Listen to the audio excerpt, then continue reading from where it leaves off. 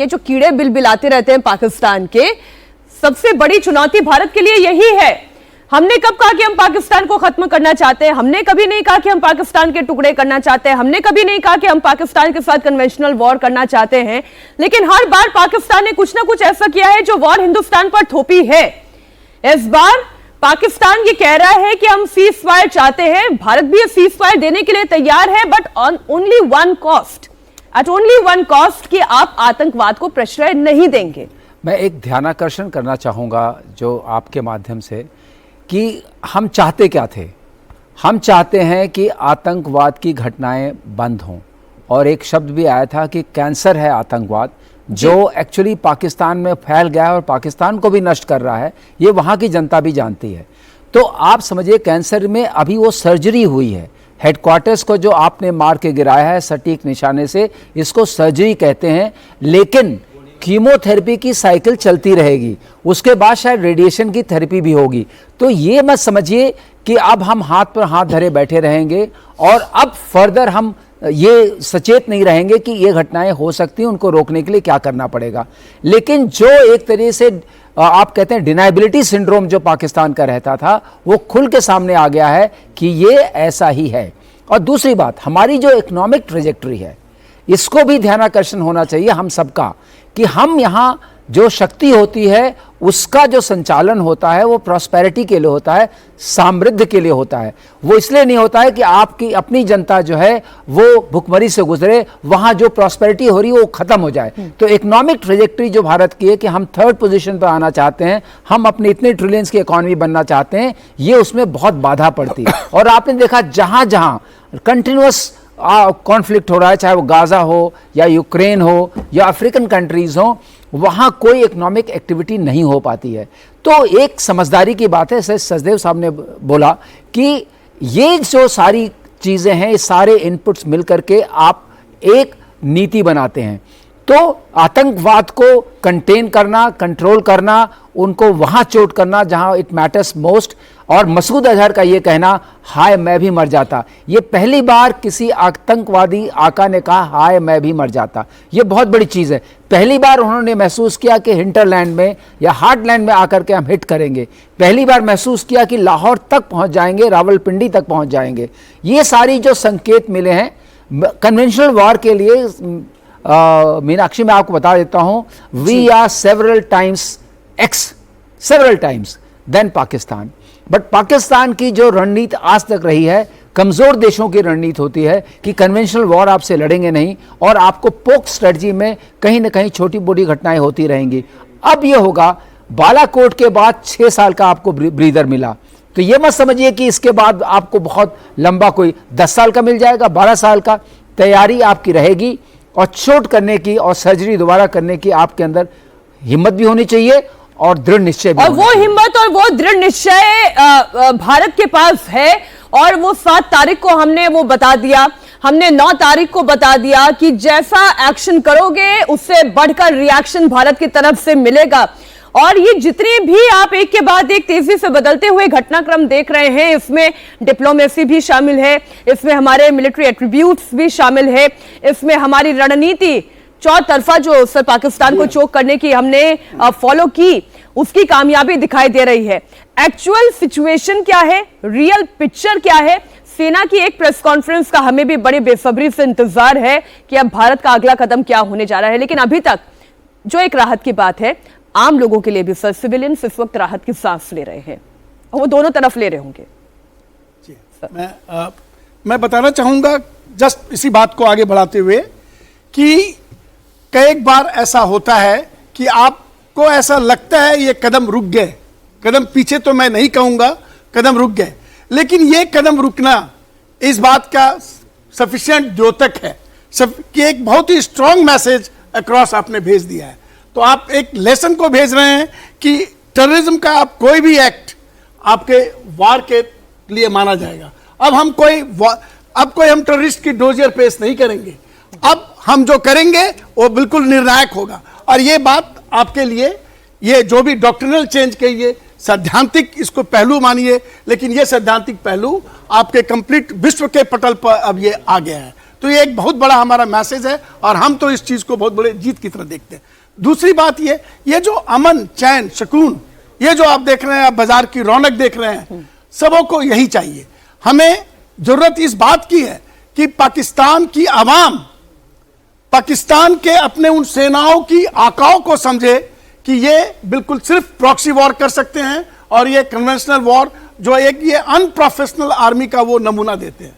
मुझे तो कई बार ये भी लगता है, जब सीज फायर का इवनिंग में थोड़ा सा डेविएशन हुआ था, ये वायलेशन हुआ था, मुझे कई बार ये भी लगता है शायद उनके ही खुद अपने formation commander, different core commanders, उनके ही अपने आका, अपने चीफ की बात उतने इफेक्टिव ढंग से मानने को तैयार नहीं हो। हमें यह भी लगता है। और ये मौका आप ऐसा कोई नमूना एक प्रोफेशनल आर्मी में नहीं पा सकते हैं जो आपने पाकिस्तान के साथ देखा है।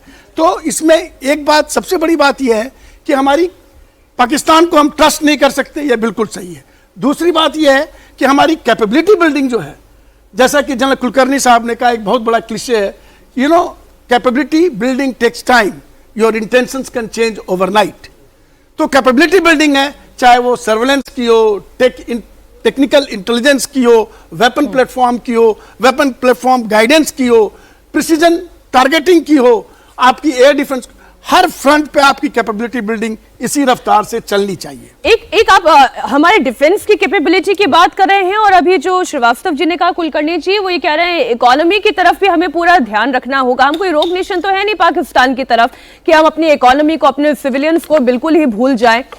और इसका एक बहुत बड़ा उदाहरण मैं चीन के तौर पर मैं आपके सामने रखना चाह रही हूं कि चाइना ने पिछले 4 दशकों से कोई बड़ा युद्ध नहीं लड़ा, कोई बड़े जिसे हम कहें मिलिट्री ऑपरेशन में वो नहीं गया, वो केवल अपनी ताकत को बिल्ड करता रहा।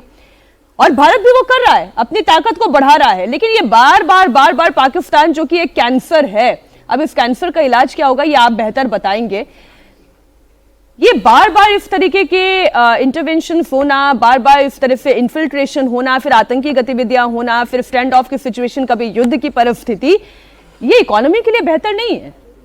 मीनाक्षी जी, कॉम्प्रिहेंसिव नेशनल पावर जिसे बोलते हैं, ये कॉम्प्रिहेंसिव नेशनल पावर में आपका मिलिट्री, आपका पॉलिटिकल विल, आपका डिप्लोमेसी, आपका साइंस एंड टेक्नोलॉजी, आपके मिनरल रिसोर्सेज, आपके इर्द गिर्द का जो माहौल है, ये सब शामिल होता है। और उस कॉम्प्रिहेंसिव नेशनल पावर को बढ़ाने में और सुदृढ़ और सक्षम बनाने में ये हम लोगों को सोचना पड़ता है।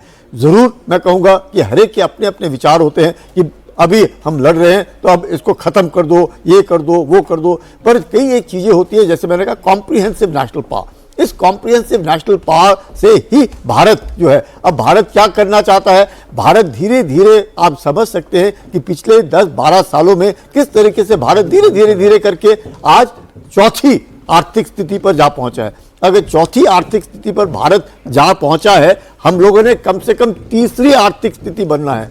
अगर तीसरी आर्थिक स्थिति बनना है तो हम लोगों ने क्या करना है, हमने यकीन करना है कि कोई भी ऐसी परिस्थिति पैदा ना हो जिससे हमें पीछे ढकेला जा सके। तो हमने अपनी आर्थिक स्थिति को भी मजबूत करना है, अपने मिलिट्रीली भी स्ट्रांग होना है, हमने डिप्लोमेटिकली भी स्ट्रांग होना है, तो और टेक्नोलॉजिकली भी स्ट्रांग होना है। तो ये सब एक कॉम्प्रिहेंसिव जो पैकेज है, इसको मद्देनजर रखते हुए निहायत जरूरी है कि हम किसी न कारण, अब चीन क्या चाहता है, चीन की मंशा क्या है, चीन की मंशा है कि भारत उनका पड़ोसी है और ये पड़ोसी जो है यही है, उसको टक्कर देने की काबिलियत रखता है।